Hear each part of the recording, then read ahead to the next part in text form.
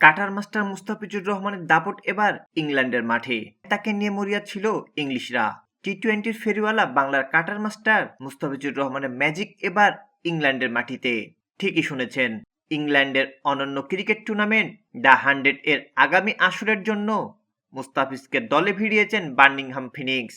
এই বাঁহাতি পেসারকে কিনতে তারা খরচ করেছেন 1 লক্ষ ব্রিটিশ পাউন্ড, যা বাংলাদেশি মুদ্রায় প্রায় 1,64,00,000 টাকা। সাম্প্রতিক সময়ে আন্তর্জাতিক এবং ফ্রাঞ্চাইজি ক্রিকেটে দুর্দান্ত ফর্মে আছেন ফিজ। তার স্লোয়ার বুদ্ধিদীপ্ত বোলিংয়ের কারণেই ইংলিশরা তাকে নিয়ে এত আগ্রহী ছিল। মজার ব্যাপার হলো, মুস্তাফিজই প্রথম বাংলাদেশি ক্রিকেটার যিনি দ্য 100 টুর্নামেন্টে দল পেলেন। টি-টোয়েন্টি হিসেবে স্বীকৃত 100 বলের খেলায় দ্য 100-এ এবারই প্রথম খেলবেন মুস্তাফিজুর রহমান।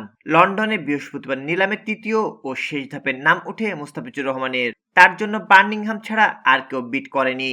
ফলে এই দলটি পেয়ে যায় 30 বছর বয়সী এই পেসারকে। 21 জুলাই শুরু হবে 100-এর ষষ্ঠ আসর।